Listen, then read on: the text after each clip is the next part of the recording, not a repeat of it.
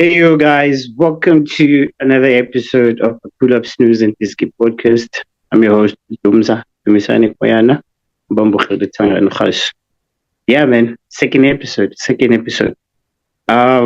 Before I go any further, about the second episode, just want to thank everyone who subscribed, everyone who took us to over 100 subscribers on YouTube. Thank you, guys. Thank you.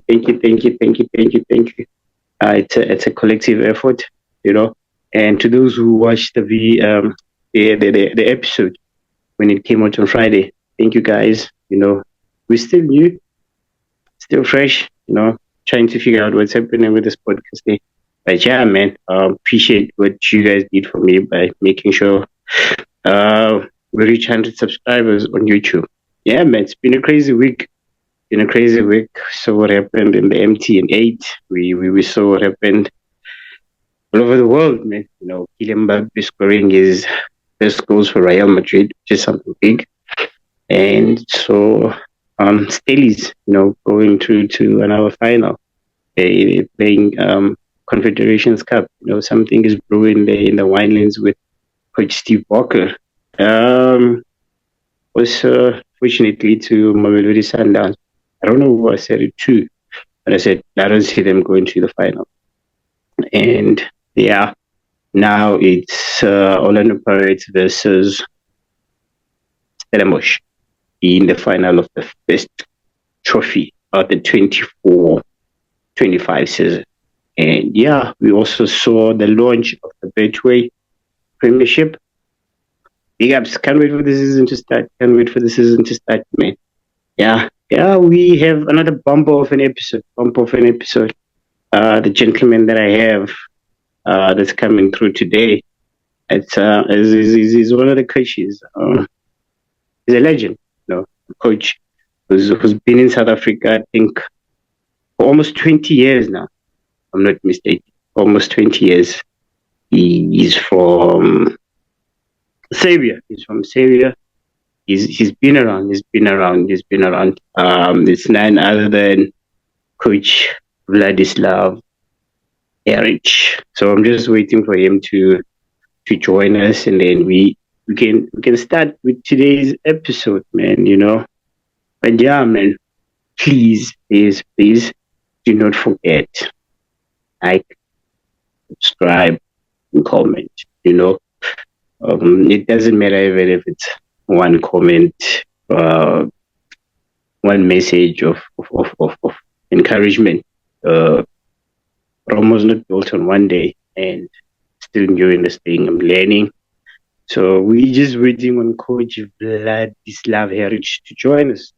As soon as he joins us, we'll go on with the show, man. But also on your side, guys, man, you can hop in on the YouTube channel. Just tell us who would you like to see on the show. What type of guest you would love to see on the show. Because I'm doing this for everyone. As much as now I'm bringing in people that I know, but also I'm sure you guys, there are people out there maybe you haven't spoken to in a while, or you haven't seen in a while, maybe on your TV or wherever. So for me, this is just the platform to bring those people. That's why I'm bringing in Coach Vlad to pull through to the show today, because he's been away. He's been away from the game of football. So today he's here joining me, and I can't wait. This coach, I don't know how to put it, man. He's one of those coaches. When I started out in the industry, there's a young journal. He was there, and I had the opportunity of sharing office space with him when he was at Cape Town Spurs, formerly known as Ajax. So he's someone I would go to have a chat with, what football is. He's a coach. He's played the game. He knows the game. So he was someone I could go to, you know. So now he's been away from the game, you know. So we just want to sit and have a chat with him, just find out what Mr. Heric has been up to, you know, since he's been away from coaching, and you know, coaching in South Africa. Because the last time he was technical advisor at Chippa 2021 season after he left Cape Town Spurs. Yeah, we just want to find out some of the stuff that he's been through, you know, South Africa. Also, him being here for more than almost 20 years. He came to South Africa 2006 or 2006, 2005. I'm not sure. I stand to be corrected, but I think he'll be the one to correct me on when did he arrive in South Africa. You know, so just waiting on him to pull up. Must pull up to the pull-up Snus and Diski Podcast. You know, so yeah, man, we just waiting on him. He's here. Coach, my coach.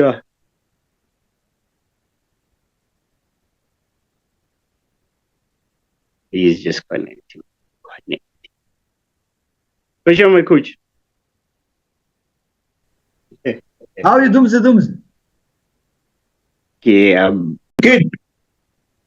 Am I looking good? I'm getting some weight, man. Eh? That's good because she's cooking nicely, though. I wish there was someone cooking for me, coach. I cook for myself. So then you myself. Yeah. That means you cooking nicely for yourself, though. It's beautiful. Yeah. Coach. Otherwise, you? How are things? Good. I'm okay. You okay? You surviving? I'm surviving, yeah. What have you been up to? Well, look, I'm trying. The last things I tried to open some football academy in Port Elizabeth. Mm. And then they didn't give me the land. They promised me the land, but they never give me the land. And this Corona actually messed us up. We spent a lot of money there for nothing. Kids couldn't compete for 2 years. Mm. So the money was gone, actually, for nothing. And we put it on standby now until we get the land, which I believe is difficult to have. So I'm trying to link some European clubs with the land and stuff to buy the land. And then maybe that will help a lot. We'll see how it goes. Oh, okay. So it was going to be based in Quebec. Yeah, I tried to open in Quebec because the last time I was fired by Chippa 2021. The people jumped to tell me that I must open football academy and help these guys, and they weren't happy with the situation. Obviously, you all know how it goes, and they promised me the land, which I never had. So I don't know, difficult story to explain, but okay. Yeah, and also your academy. What age groups were you having there? Oh, from 6 to 18 to 21 actually. Mm.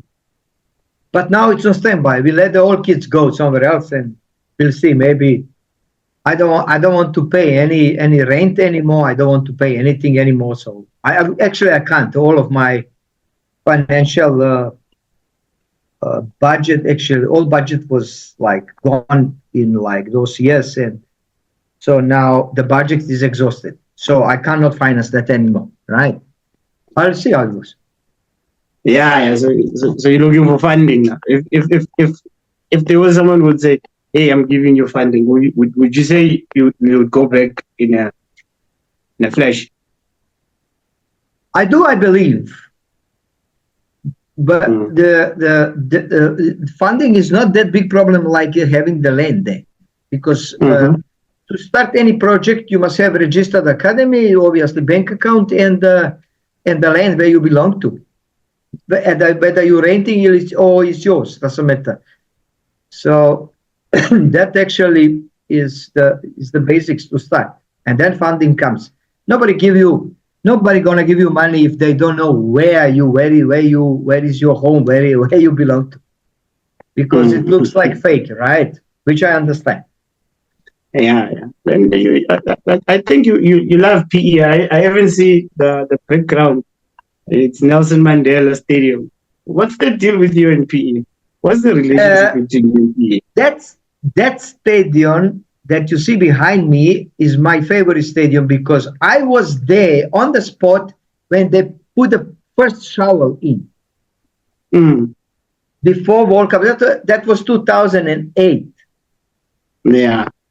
I think, or seven. I can't remember properly. Uh, and then I was there on the first touch of the soil when that stadium was about to be built. So because there is the lake there behind where I used to fish. Mm-hmm. So I was literally there where actually they built the stadium, and I love that stadium a lot. I love it. Actually, from my point of view, it's most beautiful in the country, and the good things is like in that stadium, Serbia beat Germany in the World Cup. So that's another one that I'm linked with. Yeah. So PE has a lot of memories for you. Yes. To your home country beating Germany, to seeing the first ever when they were building the stadium, the first ever guy to pick the shovel up and everything. Yeah, and promotion of Bay United to PSL, and actually the best story there was why I'm very linked with the why my sentiments goes there and with Port Elizabeth is that the supporters from New Brighton, from Kwazakele, Zwide, Motherwell, and this area, they conquer my heart by very strange behavior and very strange move. When I was about to get fired from Bay United, actually the chairman announced that I'm gonna get fired on the local radio station, which I was not aware of. So the following day, the supporters organized themselves, grabbed the combis, and they were towing in front of the office for me to stay in the car. So I did not know that. After that, they came to my house all together, and then they told me what happens. And then I was like, "But guys, nobody talked to me. I'm not aware that I'm gonna get fired or something like that because, you know." And I was very amazed with behavior of supporters that they stood up for me, and it's difficult, as someone who is foreigner and this kind of. So I fall in love with these people for good, and whenever I go to Port Elizabeth, I go to visit these people there, and I go to New Brighton and so that bond will never die.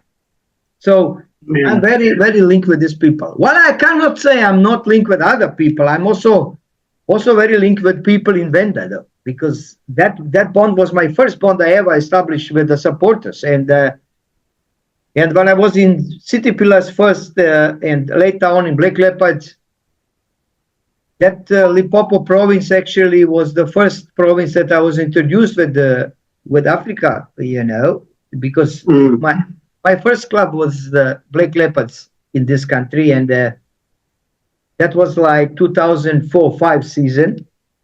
But I was there only 1 month. We was 3 games only, and we managed to save the club. And then Black Leopards moved on in PSL, and from there probably that bond has been established. It was foundation for that bond between Venda people and myself. And I must say, whenever I go to Black Leopards, I go there because of people.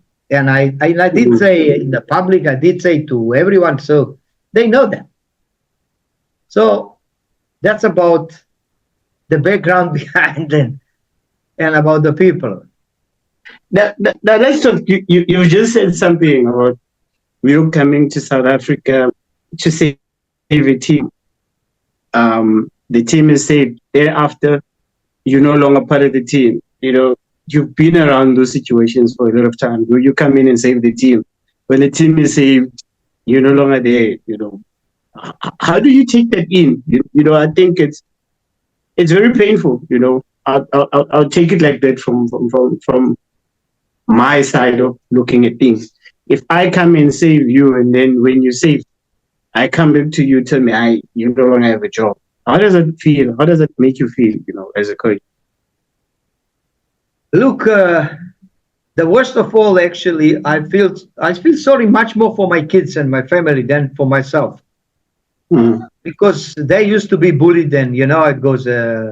I'm a public person, and that comes to TV, that comes to radio, that comes to whatever newspapers, and then everyone knows in the school that the father was, and then especially when the media turns sarcastic and that turns bad, and they were like, especially those people who likes to enjoy if somebody suffer, this kind of behavior hurt my kids more than it hurts me, because I'm growing man, and I get used to have the challenges in my life as a growing man, and it's not that difficult for me, like for my wife and for my kids. You should see the faces of them all together. I never forget one day. Look, my kids, they're in Serbia, and you see them once per year. So in one occasion, I was there for holiday, and I set up my boat, and we wanted to go for 3 days holiday on the boat. My house is next to river Danube, and then we get the boat and used to go together and spend time together with your daughters, like you missing that all these years, and it's a beautiful moment.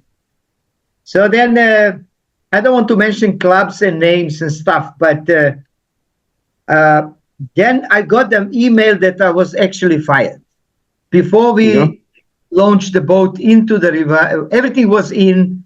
All camping gear was in, and we are about to leave for 3 days up the river. And I got the message that I was fired. And my daughters start to cry, and they're very sensitive. They ask why but you did your job. You have such a good result. You do this and that, and how many times you did good things for this club, but why they fired you? And they never understood that, obviously. So it's painful for the family, and actually, and then those haters in public network, they can't wait for such things, and they they're very sarcastic and very rude, and I don't read this, but my kids, they do, and my five, and everyone. So it hurts me because it hurts my family. Not because directly I'm not hurt directly. So, that's how it goes. It's very, very painful for the family. Yeah, it is, as you say, because you're doing this thing of coaching because you love it, and you wanna give your knowledge to the players so that they can grow. And then at the end of the day, it comes back and haunts your family. Now, let's talk about. Yeah. Okay, now you can go on. No, I just wanted to add something. Like sometimes, and then you say, "I will never go to that club again," right? And then the supporters start to call you, as they know this is my weak point, because I actually didn't come to this country. You know me for so many years. I didn't come to this country for smash and grab and make money and leave or something. I'm local coach already, and I feel like this is my home, and there is nothing what actually makes me happy like when supporters get happy, and actually I always respect the fact that they maybe give last 20 rand or 50 rand or it was 10 rand before to see what I'm all about, what I build, what I did. And I always respect that. Maybe this is last money in a house they have, because we are all crazy about football. We'll give our last money for things we love, right? So I always feel for supporters. So then then they're calling you for 50, 60, 100 messages, calls every day. Even now, today and yesterday, I had a call from certain club to come and help them. And then you tell your family, listen, I'm going back to that and that club. Hey, they go mad. So when internally I mention certain names of certain clubs, hey, they go mad. They don't want to hear about those people anymore. Can I hear those names, Coach? Maybe I'll also go crazy. Can I hear the name? Who's been calling you? I can't tell you who's calling me, but it's some people from one club that they are calling me already. Say, wait, it's just 2 games though. Wait, man. Is it in Limpopo? Is it in Cape Town? Is it in Eastern Cape? Just to know. How dang. You are my good friend. That's okay, but I cannot disclose things because they're very sensitive.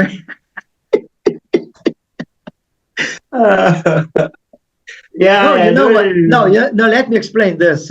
It's not fair to the coach because I will never put my papers and I'll never call the club where there is the coach ever. Yeah. This is my policy. This is me, right?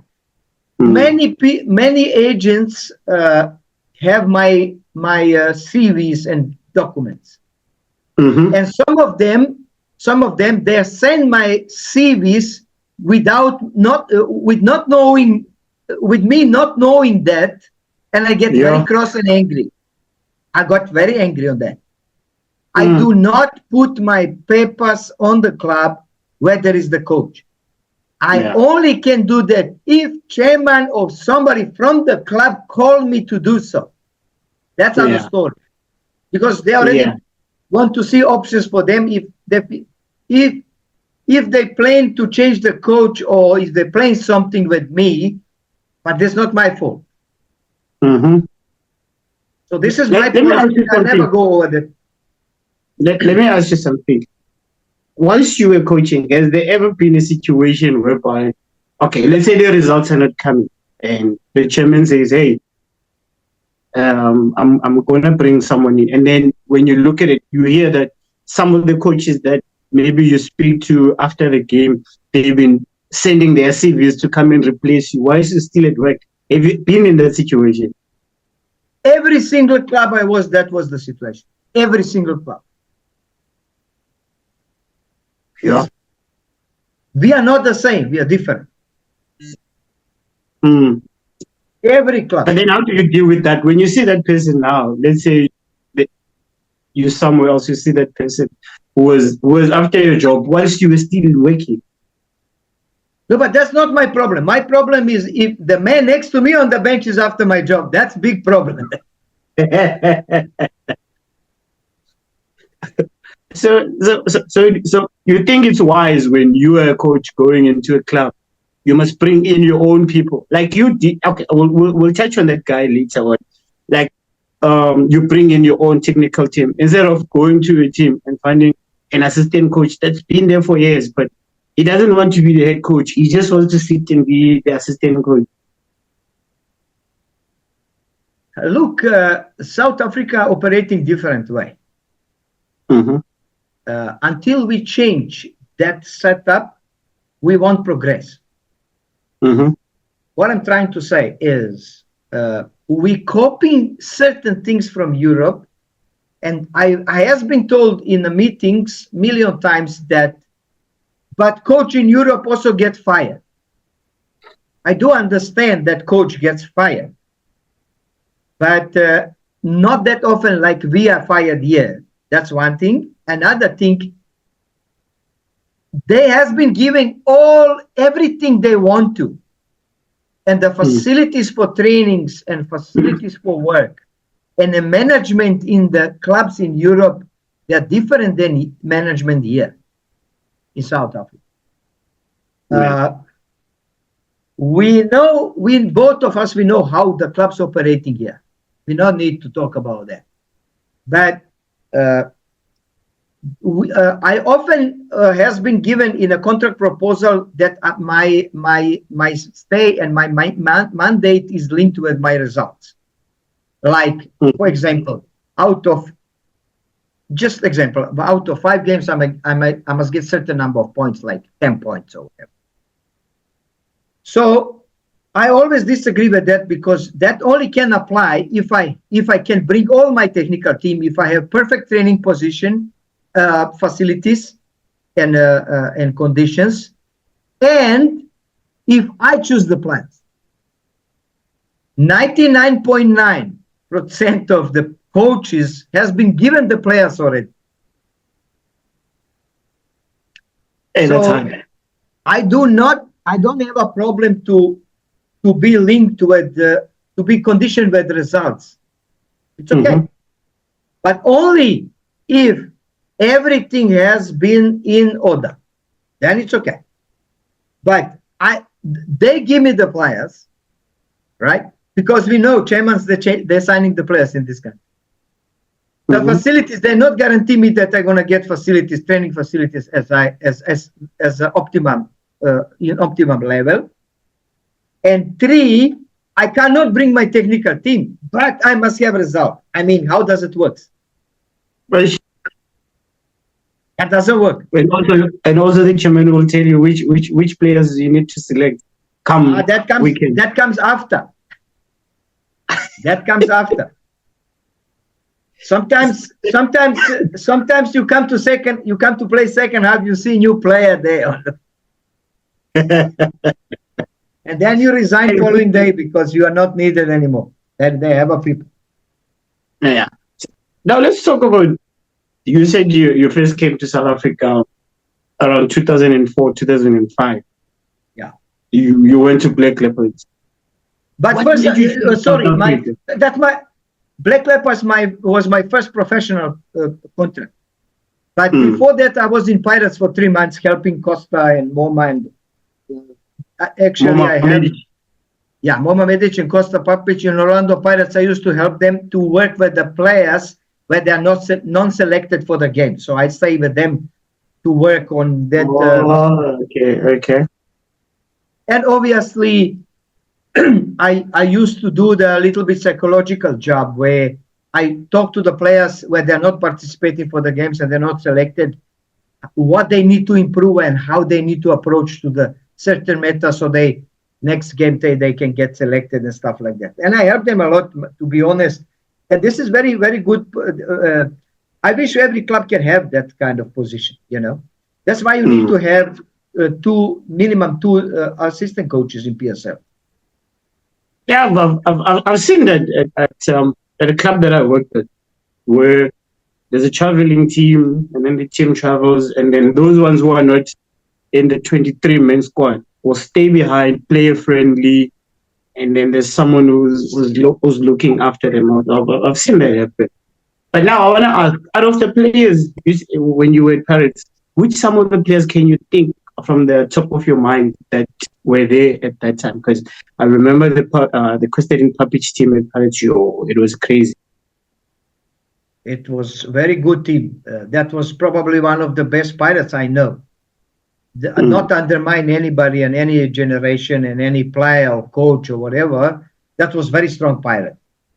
Yeah, they play excellent football. And those players were Pumuzo, strikers were Arenze and Manenze. We had Tsovilakazi, we had Stile Colea, Tugu was there, Gift Leremy.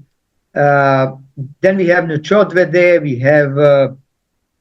have Papi Komane. Unfortunately, we lost him recently. We have Malinga there on a center back. We have Dina, Eldebert Dina. We have James Mutibi. We have. That was long ago. Epijele. Epijele also was. Epijele was there. Yes. Yeah, Epijele was there. Chemba? No, it was the right back was the one who was in Chiefs later on. Jimmy Tao. Yes, Jimmy Tao was right back. Who was his backup? Who was his? I Can't remember. Was it Kilebogile Mabe? It was Kilebogile Mabe. Or maybe later on. Chasa was the keeper, and then I remember I was following what is happening in Mayfair, and I selected Senzo, and I told Costa that he must call Senzo to put him like third goalkeeper, or fourth rather. Francis Chasa was the keeper, and one more. We had two more keepers. It was one big guy. I can't remember the name now. And then Senzo came that season. That was a tip. But that was like your years ago. It was 20 years ago. Almost 20 years ago. That was 20 years ago, and I was very happy with Senzo. To be honest, the way he was I can't tell you 18 or 17, 18 at time. Yeah, and then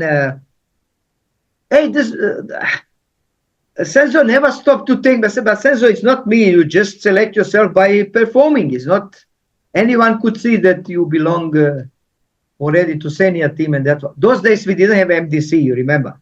So it wasn't. So it was much more difficult for the players to jump into the senior team. It wasn't easy like now. Now it's this, now is that. Now they loan you this. There is the Vodacom, ABC, Musepe League. Now is this and that. Now is MDC. Now it's like million things. Then you have much more stages before you became a matured player. But those days, it was very difficult for player to jump in. I'm talking about your generations. You probably know better than I do, because you were that way also, in the difficult way to jump into the bushbucks by Sturu. So it was very, very difficult. Yeah, much more difficult. But now, I still want to get to that part. How do you get to South Africa? Like how? Who introduces you to South Africa? Who calls you and says, "Hey, Mr. Heric, there's a job for you in Toyando. Please come through"? No, I know Costa since I was in university, and one day when Costa was in Nigeria, Costa supposed to go to, Costa was, no, before he went to the Enyimba, he came to, that was like 2000 roughly, maybe 1999 or somewhere there, 2000, 2001, somewhere there. He came to university and he asked for the coaches who they are willing to take over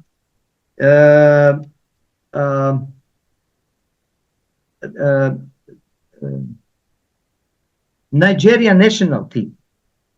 So maybe he was in Enyimba already, I can't remember. And then our mentor, professor, because it was same mentor, my mentor, Costa's mentor, and VV mentor is the same person, same professor from university. Because we don't only have UEFA diplomas or whatever, there's UEFA A, whatever. We have university degree to be the coaches there. That's a little bit different setup that side. And then we had same mentor signed diplomas for us, right? So Costa came back to University of SA, "Bro, listen, I need 4 people. I need one under 21, one under 19, and whatever for national team 17. So the professor selected, one of selected guy was me. All in all, we were preparing for that journey to take over national team of Nigeria.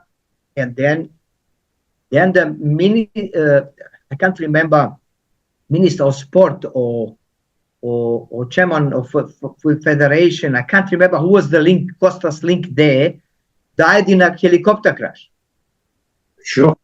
So that deal fell off. And since then, we were like connecting, me and Costa.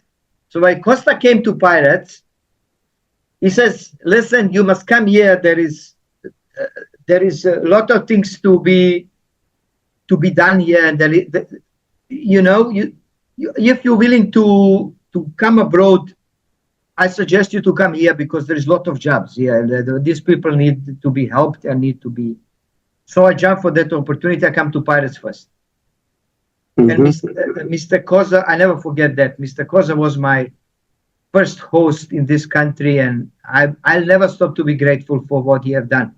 He welcomed me like he knows me for the years. Unbelievable. Unbelievable. It says a lot about him. I will never forget that. I'll never forget. Yeah. And then N1, you pass 3 toll gates, you get to Venda. How does that happen? They wanted Costa. Mr. Tidiela wanted Costa, and then Costa said, "How can I go? I have a contract with Pirates. I can't leave Pirates and go to." Then the agent suggested that they take me. And they took me to the interview with Mr. Tidiela, and then he asked me, "Can you save my club?" I says yes. It was three games to go. Yeah. Two home and 1 away. Yeah. And then that's how I jump into South African professional football. And then how is South African football compared to Serbia, where you were coaching before? How was it like? The culture, the singing. What were your cultural shocks when you first came to South Africa? Look, there is advantages and disadvantages in both sides, right? The good things is like Serbia have far better development, where already there is a lot of players that they end up in a Champions League, and they end up in big clubs in Italy, in England, in Germany, in Spain, Portugal, all over.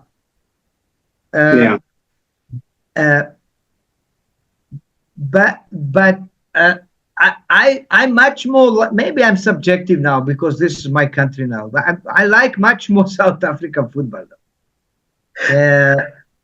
because of I don't know. I've been very, very lucky to have excellent relationship with all of my players. I managed to get good relationship with all of my players. I never had problem with my players. They might hate me in beginning, but in the end of the day, they could see that I'm there for those performances and for prosperity of those lives and football careers and everything. Beside my mandate of promotion or save the club or achieve whatever, they know that, and they figure that out after a few weeks that I'm there because of them, not because of, in first place, then because of other things, right? Because we all professionals, we have to achieve what we has been given mandate for, right? So I like that respond of the South African players. I like much more than respond of Serbian players. I must be honest. Although we can say that they a little bit Serbian players, they're a little bit more educated, let's say, in the tactical point, this and that, and technique is better, But I don't like. I like the heart of these players here, and I enjoy football. When I go to Serbia, I watch the game half an hour and I leave. I can't watch more. So many people will say maybe that's the better football day, but for me it's not, because I'm working as a coach and I'm comparing that as a coach. Let's say when you have players from Venda, it's beautiful to work for such a kids. It's beautiful. Let's say, I can tell you the names that you found them in the villages and they became professional players. Ramaji, Shuga, Mabunda, right? Raymond Monama, Edgar Manaka, Chayu Keneme, Jambu Maluleke, all of these guys, you find there, young there, this and that. Tabo Mogalo as well. So many players from there. And then it was my great pleasure to work with such a players, and the way how they responded to the methodology is immaculate. It's priceless. I never had such a response in Serbia ever. Yeah, I can even see the smile on your face when you're talking about these players like your Edgar Manaka, Stiga, Raymond Monama, Sugar Mabunda. It goes to show that you've been there, you understand them. Who are some of the troublemakers I should tell? Just five troublemakers. I'm sure you've coached a couple of troublemakers.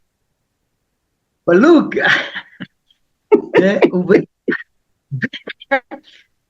we have. I have a couple of players that were troublemakers, but I love them anyhow, because although we all know how players are, so you can't expect of the players to be like sitting in a library and read the book. Well, they're not in a training, They go there and doing nonsense around, go after chicks. They will rather buy the Kentucky full package for the chick they like than buy the boots for themselves or something, I don't know. I love them all, and I never differ my players on that way. So I all call them troublemakers. They were all troublemakers, and they were like, but obviously there is always somebody who do more troubles, somebody who do less. One of very talented player, actually not one of them, there are a couple of super talented players.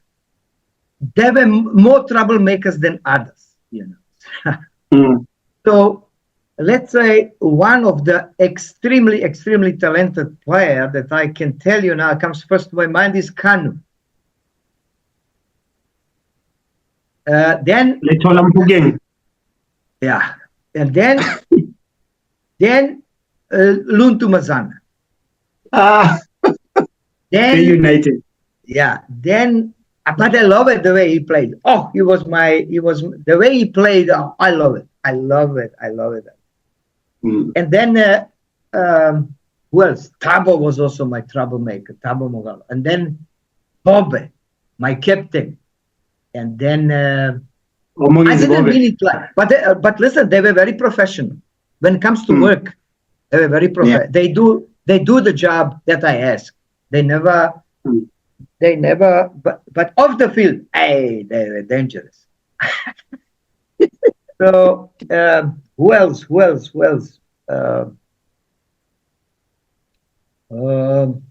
I don't know. There were many. So I don't know.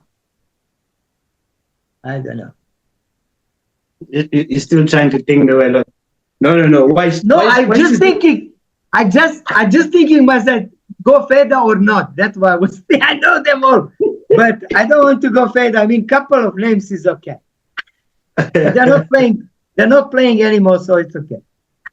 Yeah, it's like you were speaking about Stiga Manaka, and he's currently the captain of Marumo Gallants. This is they just came back. They bought the status. That guy is excellent. He's one of the few players that I've been around, spoken to. He's a very chill player who loves the game of football, But now there's this thing here in South Africa. The moment a player is over the age of 30, he's no longer a good player. What are your thoughts on that? And how important is it for clubs to have those experienced players to look after the youngsters that are coming through, especially with the DDC that's happening nowadays? All of these old players, as much as I learn, is they're definitely willing to help youngsters. But when you're young, you don't feel like you need the help. That's a problem. Besides that mentality, you have cellular phones, technology, this Google's AI is coming up now. Now they're gonna refuse definitely to listen anybody's experience, which is bad. It's not. Yeah. So by saying as a senior player, because you as a player who have a professional career, what you can offer to youngsters, and that value they cannot find in a Google and in wherever. you know that they not keen to hear exactly what you would like to say, and they're very close. They're very dedicated to Googles and the metas and series, and I don't know who else is the AI. So, but the players, the old players would like to help them. They never refuse, or they never. I never see the player with experience is not willing to share with the youngsters the life and career experience of them. I never see that. So it's actually up to young people to ask, because you cannot force anyone to learn. There's a message I want to play here. Yeah. I don't know if you're going to remember the player's name. I'm not going to tell you, but just let me know if you can hear.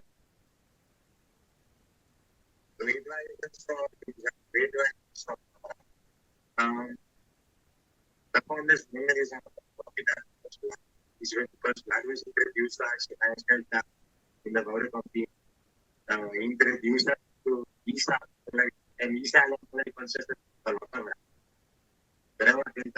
I didn't hear properly.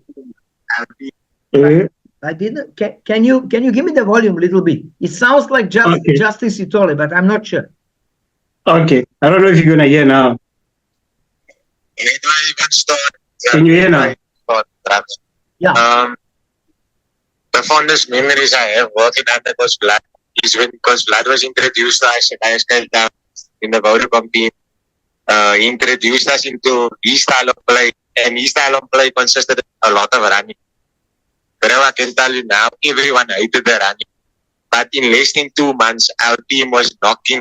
We went to Europe. We won 2 major tournaments in Europe. It was the first time it was ever done in the history of Cape Town Academy. Yeah, all I can say is that Coach Vlad was a real key part in my career, even getting promoted to the first team. I remember under him, myself and Sergio Cummins were the first two to get promoted to Cape Town first team. So if it wasn't for Coach Vlad, I doubt I would have been where I am today. And to Coach Vlad, I hope you're well, Coach. It was nice seeing you the other day in Cape Town, I really wish you all the best in your future endeavors. And I know that something good will come up. Once again, thank you for the effort, for the time that you put into us young boys from Cape Town. But will never ever go unnoticed. We will always be your chickens, no matter what. Love you, Coach. All the best.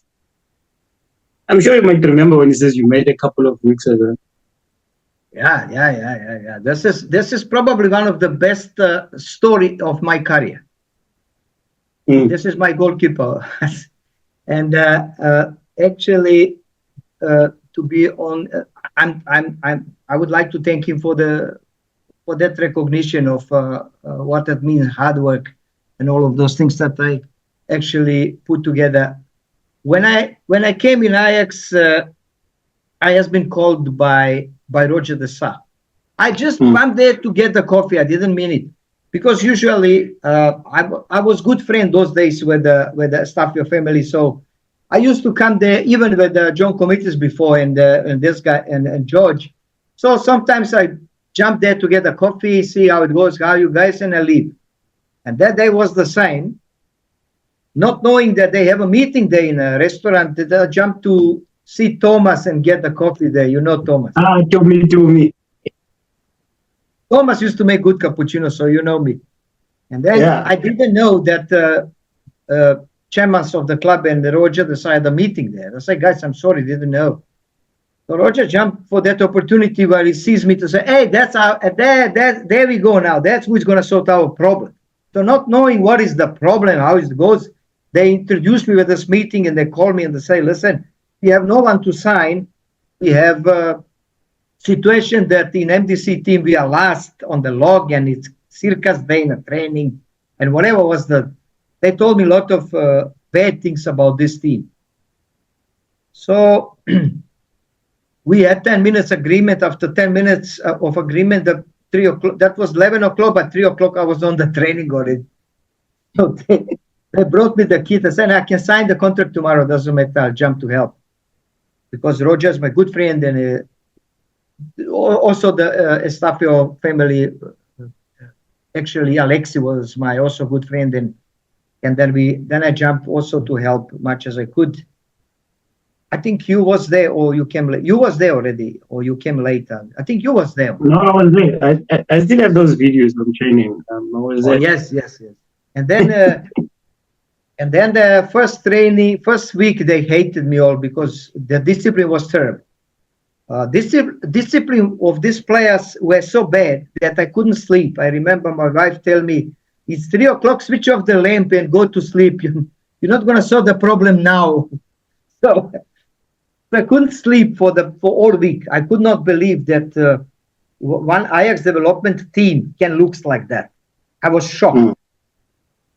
And actually, the fact that they are last on the MDC league, and the fact that Roger and the owners told me that they have no one to sign for next season is the proof of what I'm saying now.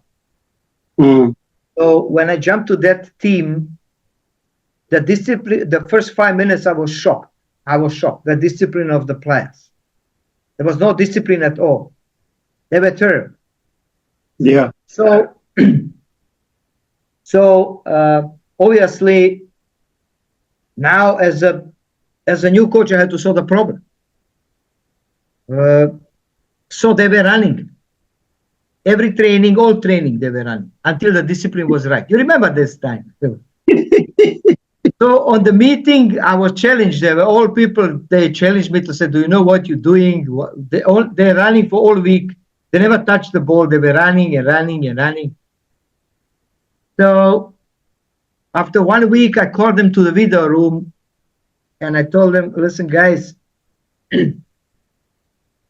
you're running because of discipline. Once the discipline goes right, you stop running. We go back to normal training." That's number one. Number two, I did not come here so that you make me coach. I'm coach already. I came here to make you players. Because I believe every one of you wants to go to Europe to play or play for national team or play for PSL or whatever. Yeah, okay. So now, if you want to be the players, you have to follow my instructions and change the discipline.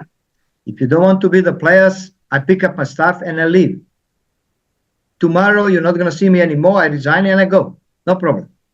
So I'm going out now to sit and discuss what you're gonna decide to do.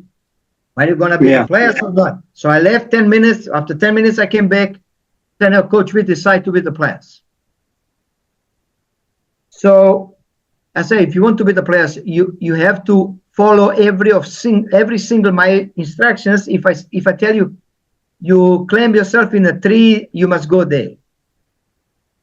And that way started the journey.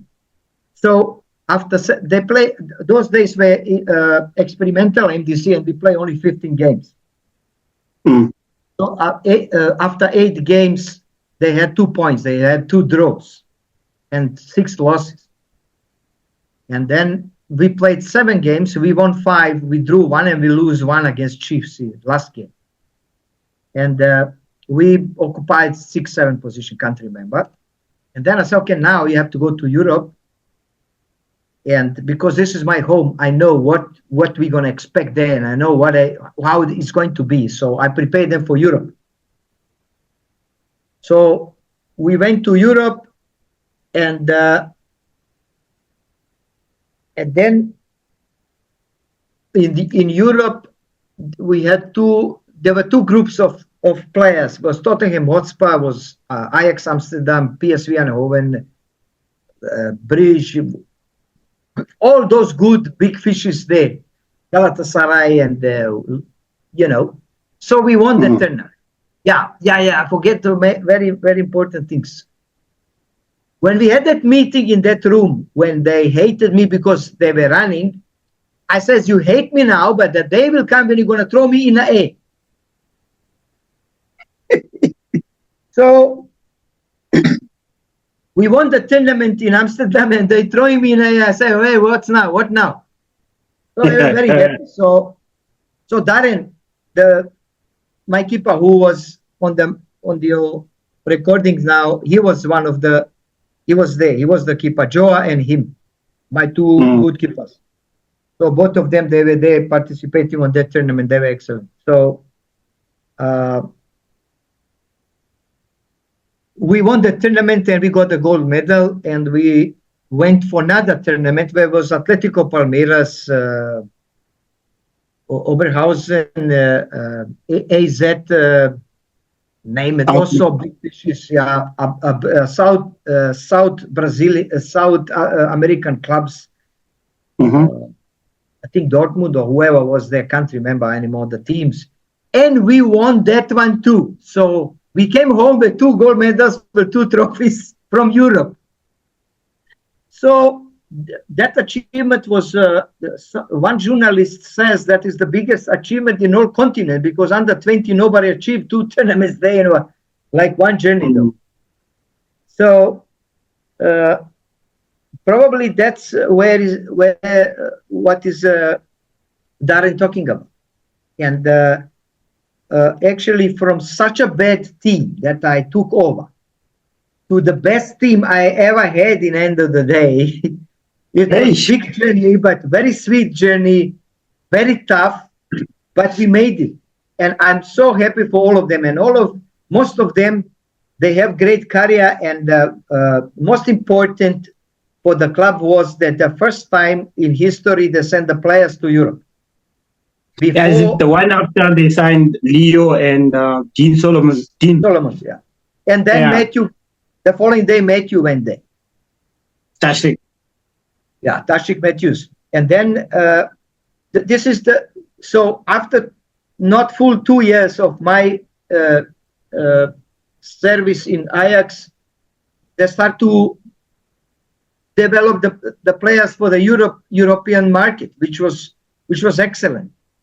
So for me, most important was that my methodology that I changed a lot since I came from Europe works now for South Africa, and actually that was excellent. Especially that preparation and methodology for midfielders. You know that we played, I think, once or twice or 3 times together, and you know that I was midfielder when I was player, and it was for me very easy to jump on that point to set up the team where the midfielders playing kind of main role, right? And that mindset up actually paid out in Europe, which I was very happy to see though. You remember my midfielders, Lutando, Mateza, Polongo, Masilake, and Pakis, who's there, Luke, and who else was there? They were excellent midfielders.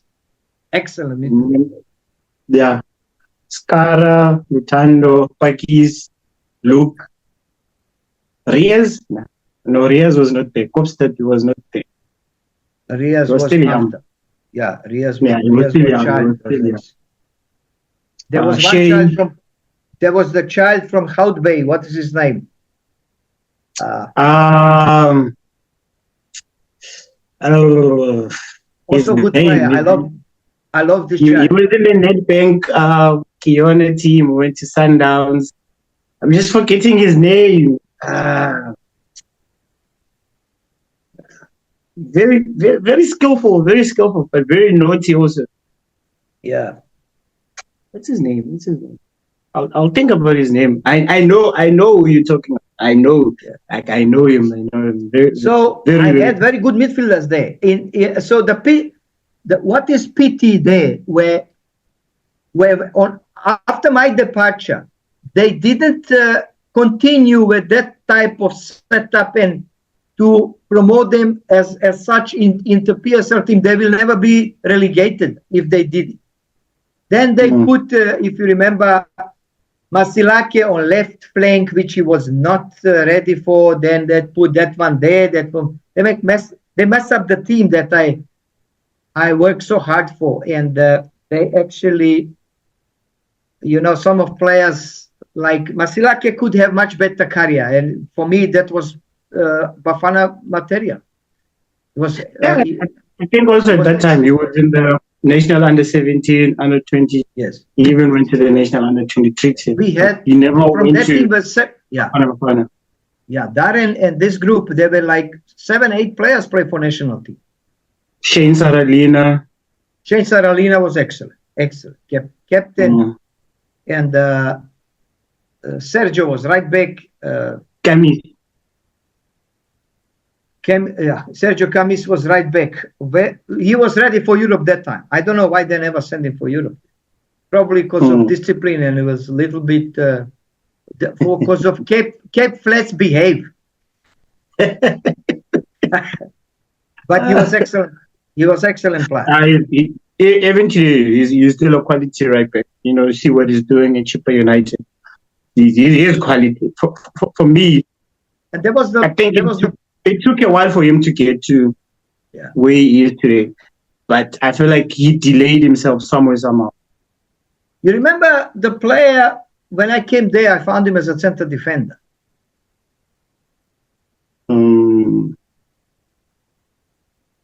His name is Colin.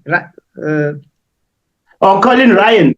Colin Ryan, yes. Yeah, Colin. Yeah, I was a centre back. He ended up being a striker that season. He was centre back, and I was shocked who selected him to be centre back. That definitely, he was not ready for this position. He was like people passing him, and I was like surprised. And if you remember, everyone was shocked that I moved him to be the striker, because for me, this is not first time that I did it. I did it in Serbia also with one player, and that works perfectly good.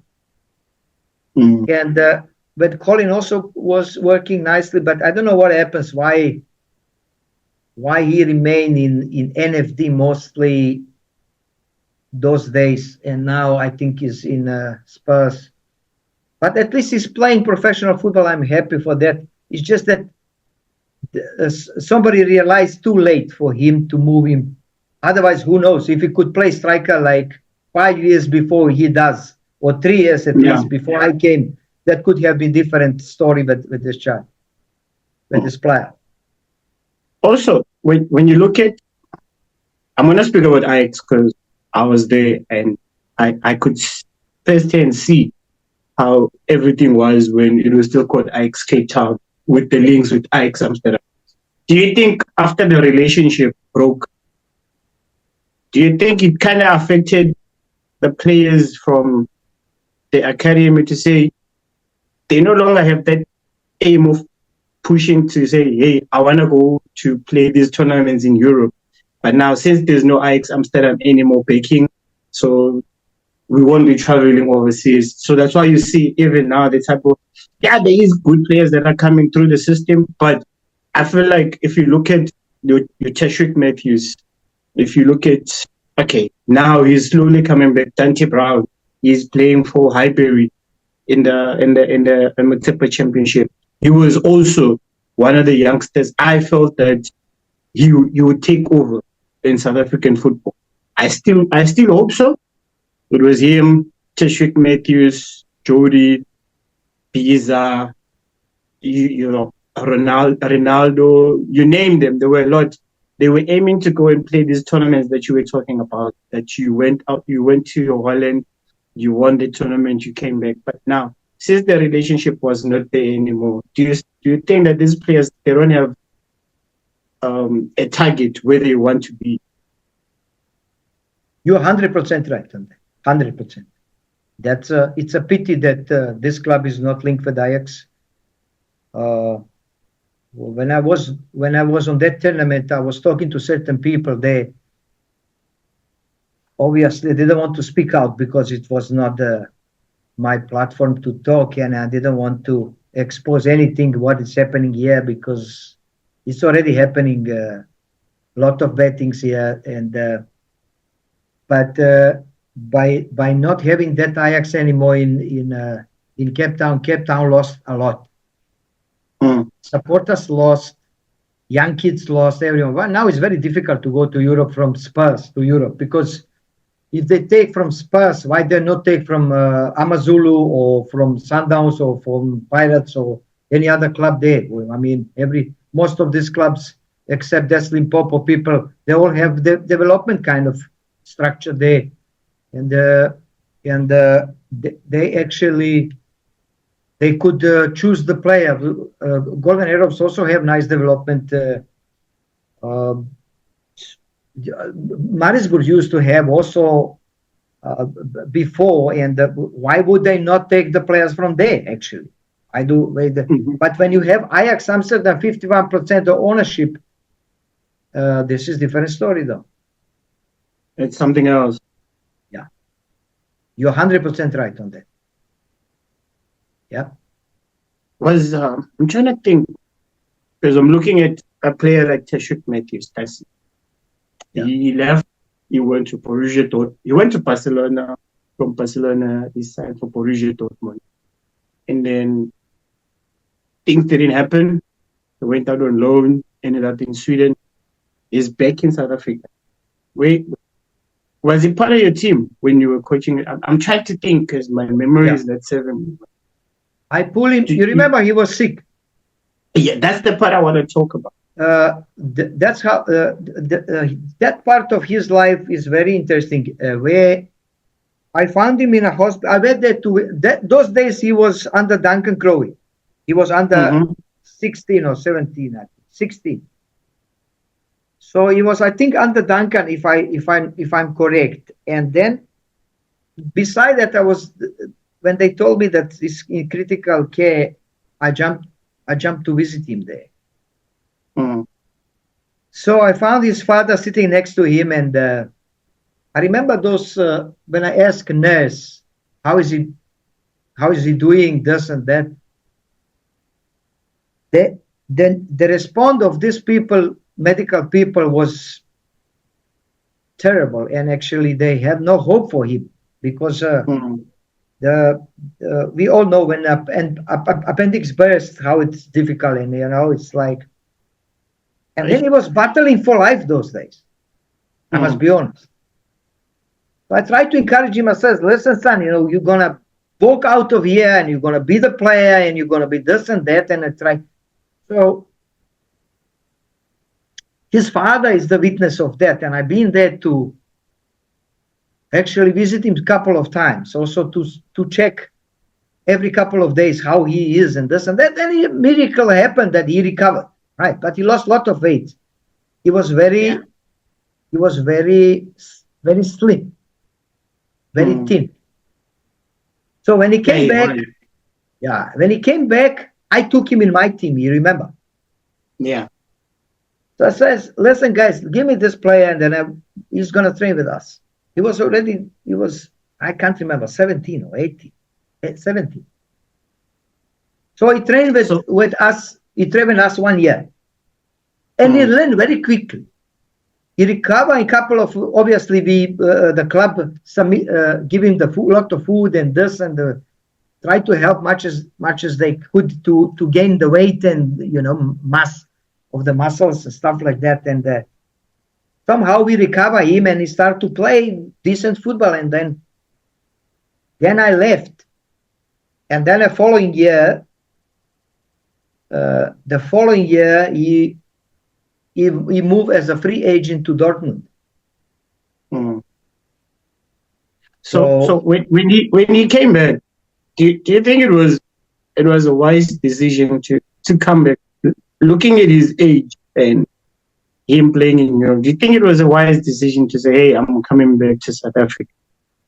Do you think like maybe you could have just stuck it out in Sweden, push another 2 seasons and see if he's not going to go into the top 3 or top 5 leagues? Look, I cannot talk in behalf of somebody else. I don't know what he passed in his life, what was his feeling, his concern, how he has been treated there. And Europe is a very toxic place, right?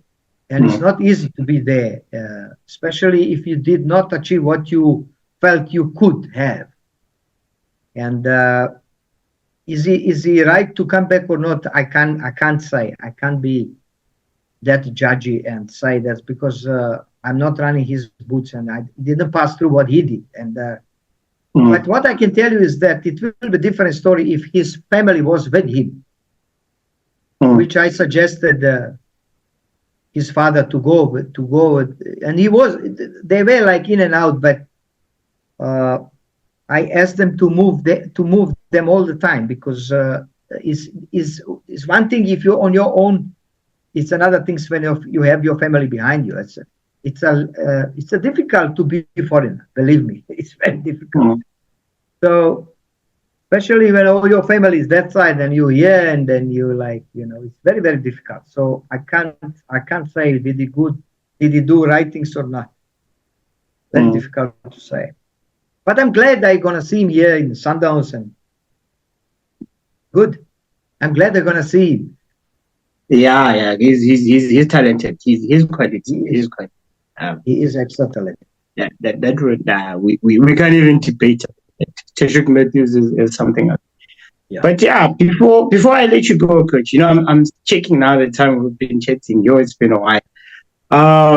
What is happening with Coach Vlad? What are his plans? Is Coach Vlad still coming back to coaching? Look, I throw myself in the marketing last year, or maybe two. But it seems like my service is not needed anymore. I don't know why. So there is a lot of coaches, they have SAFA D, SAFA C, SAFA B, and although those colleagues, they jump in positions of the coaches, and they actually, the worst things is like they're working for 10,000, 15,000 and stuff like that in first division. And also PSL drops as well. The price of coaches in PSL drops as well. And that's one thing that is not going on my side. And another thing is my reputation, where everyone knows that it's difficult to come to tell me who's going to play Saturday. That's very difficult one, and probably that works against me now to get a job here. So, but obviously I'm available. I will try to help and try to get some clubs that I can work for. Not all of chairmans of the club, they like Sony PlayStation minded. There is also chairmans of the clubs who wants to help to establish the football in a proper and professional way. So obviously I'm looking for those kind of opportunities, not where there's in and out chairmans who buy the clubs after 5 years, they're nowhere to be found, so because it's difficult to work with such a people. I tried also, but it was very difficult to work because we don't understand one another, and very, very difficult to establish proper relationship between coach and such a kind of chairman. But I'm glad that they are less now because they probably realized they not belong to that industry, and they left to sell the clubs, and they left a lot of them. And the future is. The future lays on them now, because they determine where the football is going. Is the chairman of the club. So I'm always willing to share my experience and knowledge and everything for prosperity of the football in the club, in the country as well. And I'm always available for those kind of services and those kind of discussion.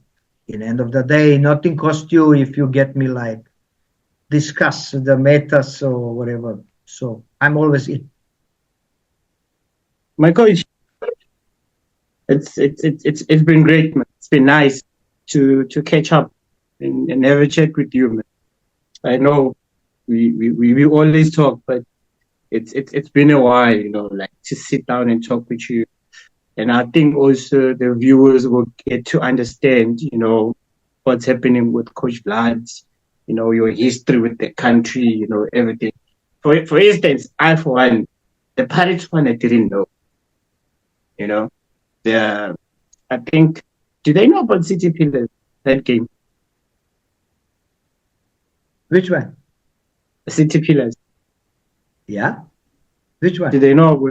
I don't know. Maybe people know when you coached at City Pillars. Some of the players that you coached there. Oh, I had a good team there. Very good team.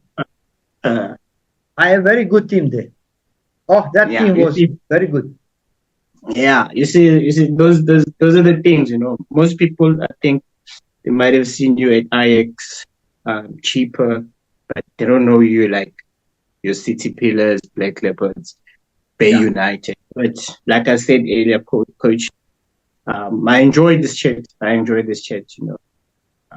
Thank you for giving me your time. You're probably busy with family, sitting there having dinner or supper with a glass of wine and but thank you, Coach. I enjoyed myself having this conversation with you. It's always nice to talk to you, and it's always nice to play football with you.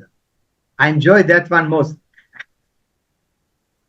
Coach. Yeah, man. I think it's time we close it, Coach. And thank you, my Thank you coach. for having me, and thank you for inviting me on this podcast.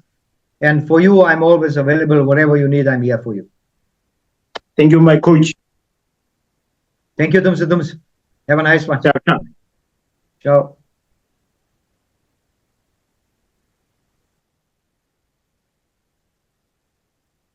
Hey, guys. Yeah, man. Cool. That was interesting. That was Coach Vladislav Heric. I enjoyed the conversation with him, and I got to understand the other side of it. He's someone that is a WhatsApp call away from me. And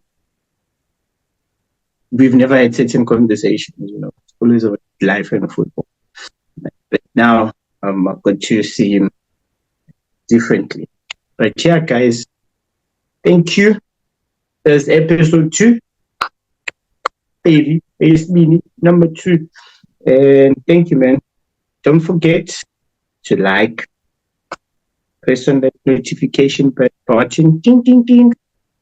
Subscribe, comment, share, suggest, whatever you want to do, just do it. I'm Dumisani Koyana, your host. I hope you don't mind. I'm out.